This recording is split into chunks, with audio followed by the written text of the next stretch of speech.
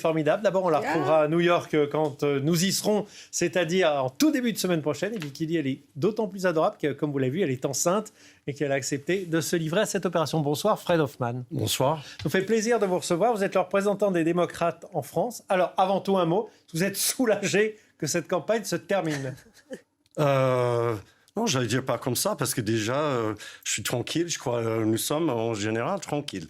Mais oui, on est content, on voit les chiffres et c'est drôle. J'ai vu la carte que vous avez montrée tout à l'heure et je voulais poser une question.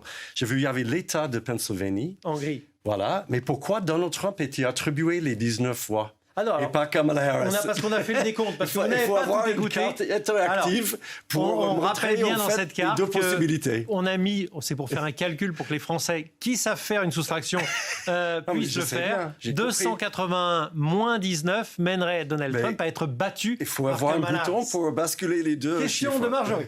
Question de Marjorie. On est à 4 jours de Election Day, encore une fois. On sent quand même depuis quelques jours monter une petite musique dans le camp démocrate où on se dit qu'on commence à préparer des arguments si, je ne dis pas que ce sera le cas, mais si Kamala Harris venait à perdre l'élection.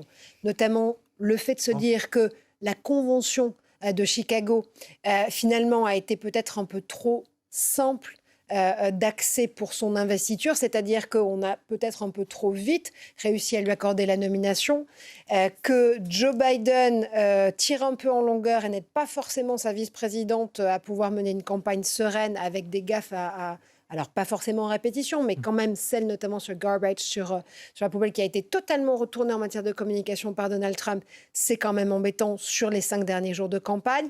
Est-ce que vous sentez là aussi qu'on commence à préparer des parachutes quelque part dans le camp démocrate pour pouvoir se blinder en cas, encore une fois, je ne dis pas que ce sera le cas, mais en cas de défaite de Kamala Harris? Honnêtement, je vous dis honnêtement, c'est la première fois que j'entends ça, surtout comme question. Non, mais je vous dis, j'ai pas.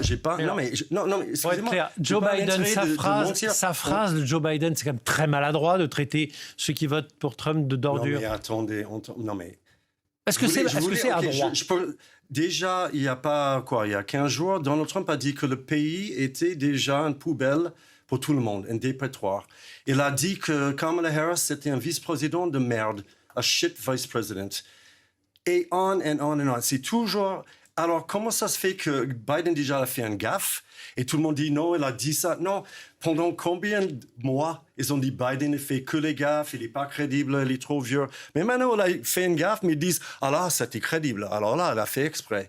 La question de Marjorie qui était intéressante, c'est Kamala Harris, c'est une bonne candidate? Absolument. Mais regardez ce qu'elle a fait depuis le temps, elle est candidate. C'est pas une campagne comme d'habitude, c'est pas une élection comme d'habitude. Comme vous voyez, normalement, ça dure si longtemps. Et elle, un petit peu plus que 100 jours, peut-être 120 jours, elle a fait... Mais déjà... Elle a 104 jours de campagne. OK, mais oui, si c'est 10 jours près. Donald Trump est en campagne depuis 7 ans. Alors ça, c'est une autre chose. C'était une bonne candidate. Non, mais attends, c'est une bonne candidate. Attendez. L'argent, elle a récolté, je regardais encore aujourd'hui, plus qu'$1 milliard. Ça, c'est que sa campagne. Plus des autres qui ont récolté l'argent pour elle, 6 millions. Alors déjà ça, le nombre de gens qui vont voter pour elle, les nombres de républicains, pas que les citoyens, mais tous les gens comme Liz Cheney, Dick Cheney, Arnold Schwarzenegger, tout ça, on voit que monter comme ça. Et je vais juste citer une chose que j'ai notée. Hier, le Washington Post, alors tout le monde a dit, ils n'ont pas soutenu Kamala Harris, donne à Harris une grande avance sur les voix anticipées. À l'échelle nationale, Harris devance Trump entre 19 et 39 points. Mais en sachant que les votes anticipés ne sont pas... mais déjà, on voit ça, je peux citer même le Pennsylvanie, on voit que ça, c'est entre... La parole à Dominique. Oui, allez-y, c'est aussi assez haut. On sait que les électeurs démocrates votent beaucoup plus dans les votes anticipés et que les électeurs républicains votent le dernier jour. Hein. Oui, déjà, il y a une grosse différence. Mais qu'est-ce qui se passe cette année? Les républicains disent maintenant, il y avait beaucoup maintenant, ils ont voté en avance. Mais ça, c'est aussi parce que Trump, en 2020, il a dit de ne pas voter voté parce que c'était pas crédible. La question de Dominique. C'est pour ça. Je voulais juste avoir un peu votre avis personnel, puisque là, on parle toujours, nous, des pixels, les dernières communautés, la communauté arabo-musulmane dans le Michigan, les portoricains en Pennsylvanie, les hommes noirs que Kamala... Les portoricains. Voilà, les portoricains. Quel est pour vous, dans les 4 jours qui viennent, quel va être l'élément le plus déterminant et sur lequel vous allez cibler la campagne? Moi, honnêtement, je ne suis pas porte-parole pour la campagne. Mais je pense qu'elle va continuer de faire ce qu'elle fait. Maintenant, elle est dans les états clés. Elle va parler déjà qu'est-ce qui s'est passé dernièrement avec Donald Trump, garbage, tout ça. Et aussi pourquoi elle soit la présidente mieux pour la moyenne classe, pour tous les Américains, etc.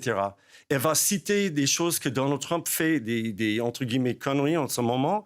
Surtout, par exemple, quand elle a dit elle allait, ou de mettre Liz Cheney devant un peloton d'exécution, des choses comme ça. Elle va reciter ça, mais aussi... Je reformule ma question, parce que c'est effectivement, elle est trop large. D'accord. On a vu qu'il y avait une hésitation, d'abord sur le thème de la démocratie. Est-ce qu'il fallait dire... est-ce que c'est pas contre-productif de dire que Donald Trump n'est pas un démocrate, etc. Il est un fasciste. Mais est-ce que là... elle est plutôt dans l'attaque, ou alors est-ce qu'elle va reprendre un peu sur le terrain de boxe de Donald Trump, ou alors plutôt être dans la raison, dans la présidentialité Mais ce que j'ai vu dernièrement, elle fait les deux, en fait. Elle continue de présenter son programme. Elle parle aux gens pour la moyenne classe, comment elle va améliorer leur situation déjà. Et aussi, en même temps, et c'est presque impossible d'ignorer qu'est-ce qui se passe en ce moment. Ce n'est pas juste des attaques qui datent depuis quelques semaines ou quelques mois. Depuis quelques jours, c'est incroyable. Donald Trump, je me demande, même ce que j'entends de mon côté, et pas les démocrates, je veux dire même quand je regarde les autres chaînes, etc., c'est que la campagne de Trump essaie en fait de calmer Trump, parce qu'en fait, ça ne va pas pour lui qu'on ait fait les choses comme ça. Les Cheney, garbage, etc. D'accord, Fred. Mais là, vous nous parlez de Trump. J'ai envie de vous parler de Kamala Harris, parce que c'est quand même votre candidate. On a vu tout à l'heure dans l'excellente émission à laquelle vous participez, on a vu tout à l'heure que Kamala Harris est aussi la reine du oui mais non, en fait. Le fracking, faut-il l'interdire? Alors oui mais non. Les armes, alors les limiter, oui non, mais j'en ai quand même. Est-ce que c'est pas la reine du oui mais non? Non, je suis pas d'accord. C'est oui et après non, ou non et après oui. C'est Emmanuel Macron. Mais je ne vais pas dire ça. Non, mais les gens peuvent changer leur avis. Et ce n'est pas comme elle a changé il y a 3 mois. Elle a changé depuis déjà quelques années. Déjà, elle a voté pour le fracking en 2022. Ce n'est pas juste hier. C'est pour ça, moi, je ne suis pas d'accord avec ça. Vous comprenez que le fracking ici, ça puisse surprendre. Pour les Français, c'est plutôt très négatif. Oui, mais ce qu'elle a expliqué, elle voit comment ça peut cohabiter. Vous voyez, pour l'économie, pour les gens et aussi, mais je pense pas, elle va juste donner, comment dire, c'est quoi l'expression en français? Juste dire oui, on peut le faire n'importe où et n'importe comment. Une politique du en même temps. Oui, chacun blanc, voilà. Mais non, moi je trouve que c'est bien aussi quand les gens peuvent changer leur avis et expliquer les pourquoi. Pourquoi ils ont changé. Marie-Cécile, une question. Aujourd'hui, il me semble que Trump est dans le Michigan pour parler avec la communauté, si tant est qu'il y ait une communauté homogène, bien sûr, c'est un peu raccourci de le dire comme ça, arabo-musulmane. Est-ce que vous avez travaillé behind the scenes avec cette communauté-là? Est-ce que vous comptez faire un meeting là-bas? Oui, mais encore, ce que j'explique... La question de Gaza, par exemple. Ouais, ce que j'explique chaque fois, je suis le porte-parole pour Democrats Abroad, sur les étrangers américains les Américains qui habitent à l'étranger. Je ne peux pas parler pour la campagne. Mais je sais ce que j'ai vu, elle Kamala Harris, a parlé avec la communauté là-bas. Il y a des gens dans la communauté musulmane qui sont pour Kamala Harris déjà. Je sais qu'elle va tendre la main, ça c'est sûr. Parce que évidemment, avec ce qui se passe au Moyen-Orient, c'est compliqué pour tout le monde. Mais je pense que si elles entendent ce qu'elle veut faire, plus que Donald Trump, je pense qu'on va avoir plus dans notre camp que les républicains. Et le candidat fourmi dans le Michigan, Jill Stein, qui peut effectivement pomper ses voix et la faire chuter. C'est possible, mais là, on a vu la dernière fois, c'était pas autant que ça. Et, 50 000 voix quand même. Hein. Oui, mais oui, ça peut jouer. Je dis pas le contraire. Oui. Là, j'entends beaucoup moins sur elle. Mais ça, c'est personnel, non? Elle est là, elle est là. Mais elle est vraiment bien là, oui, en l'occurrence. Et vraiment, alors c'est pas Ross Perot non plus, elle va pas faire 19% des voix comme si elle en fait 2%, elle vous empêche C'est des voix que vous perdez. Même 1%. Bon, oui, bien sûr, mais c'est la même chose si dans les États où Robert Kennedy est là aussi, ça peut jouer aussi. Mais oui, évidemment, mais c'est pour ça, je pense, Kamala Harris va continuer dans ces États de parler avec ces gens et parler de ses programmes, etc. Et ce qu'elle va faire, s'il pose des questions sur Israël, Gaza. Une question que je voulais vous poser. Ouais. Elle va faire son dernier meeting à Philadelphie, en Pennsylvanie. Elle l'espère, Taylor Swift? Ça, c'est ce que j'entends aussi, mais je ne sais pas du tout. Mais ça ne va pas m'étonner parce que, évidemment... Dernière question, Marjorie, vous avez... J'ai l'impression qu'Alban veut vraiment assister à un concert de Taylor Swift, en l'occurrence, depuis le début de cette émission. Une Kamala Harris, 47e présidente des États-Unis, si elle avait un Sénat majorité républicaine face à elle au Congrès, qu'est-ce que ça donnerait? Comment est-ce qu'elle pourrait avoir une marge de manœuvre pour pouvoir mener les politiques et les réformes qu'elle souhaite faire? Oui, ça sera plus difficile pour elle, mais j'ai entendu de nouveau aujourd'hui ce qu'elle avait dit. Elle veut travailler avec tout le monde, même dans son cabinet, son administration. Elle a dit, je veux avoir les républicains dans mon administration parce qu'elle peut avoir l'aide de ces gens, avoir aussi leur parole.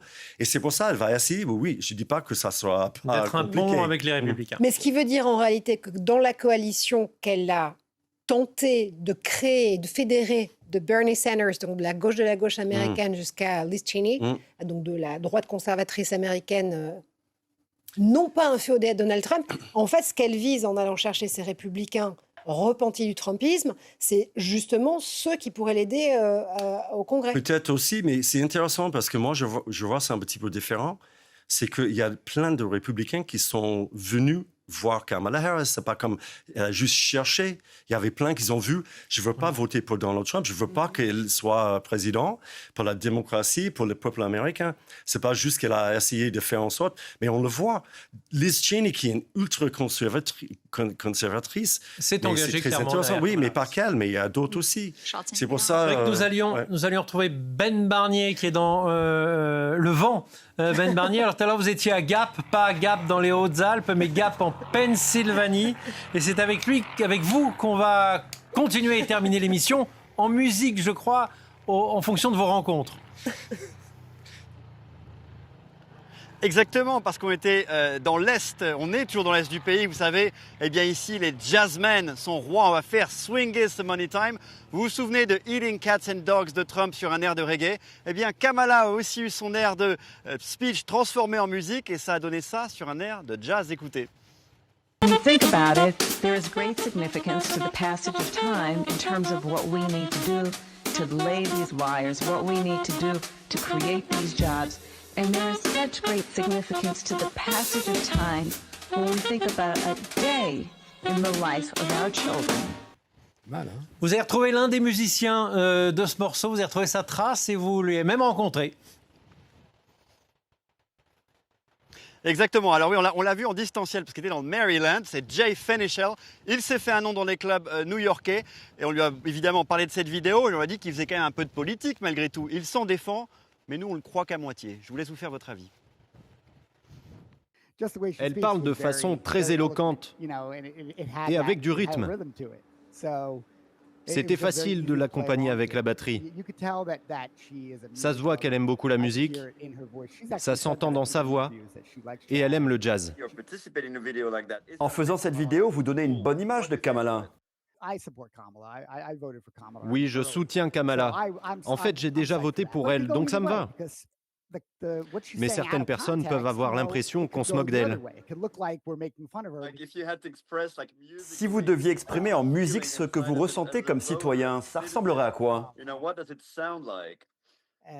Le chaos. Le chaos, je vais vous montrer.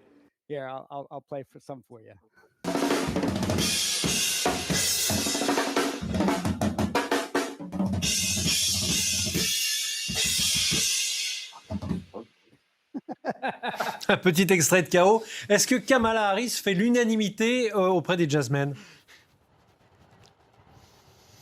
Et non, Alban, ce serait trop simple. On a rencontré un autre trompettiste de New York, Jeremy Pelt, qui vient aussi souvent en France. Et bien lui, il me fait un peu penser à ce que disait Barack Obama, ces hommes afro-américains qui ont quelques doutes par rapport à Kamala. Et donc ce Jeremy Pelt nous a gentiment ouvert les portes de la William Patterson University, où il donnait une masterclass. Écoutez.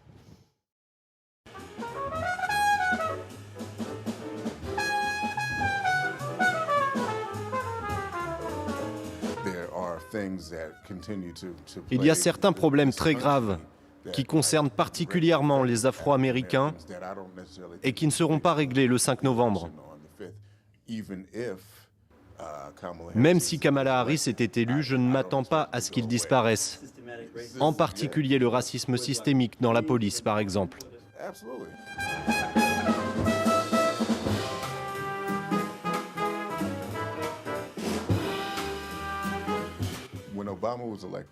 Quand Obama a été élu, ça a été quelque chose d'énorme dans le monde entier. Parce que ça a influencé beaucoup de gens. L'élection de 2024, elle, a moins d'envergure.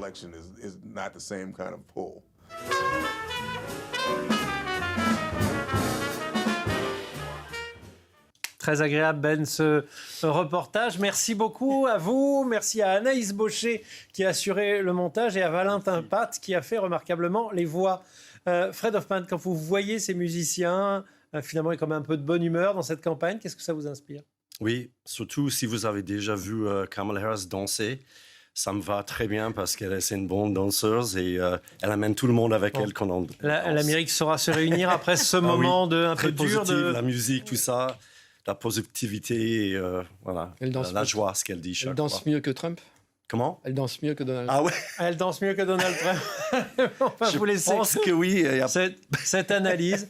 Je voulais vous remercier tous les quatre pour cette heure américaine, ces 2 heures américaines très riches. Vous dire qu'on se retrouve lundi en direct de New York avec Julien Benedetto sur un toit hôtel tout près de Times Square. C'est de là-bas que nous allons vous faire vivre ces dernières heures absolument passionnantes. Mardi, soirée complète avec la révélation des résultats. On démarre à 21h à Times Square et on continue avec Laurent Delahousse et avec ensuite l'équipe de la matinale avec Jean-Baptiste Marteau. Bref, ça va être des moments merveilleux à vivre. Mercredi prochain, on analysera tout ça tous ensemble. Je voulais tous vous remercier, amis téléspectateurs, pour votre fidélité pour cette émission que nous avions lancée un peu comme un défi de vous ouvrir et de vous intéresser à l'Amérique.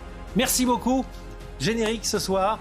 Et puis quelques images qui vous permettront de voir ce que l'on va faire là-bas aux États-Unis avant de retrouver pour le journal de 23h Soria Khaldoun et toute son équipe.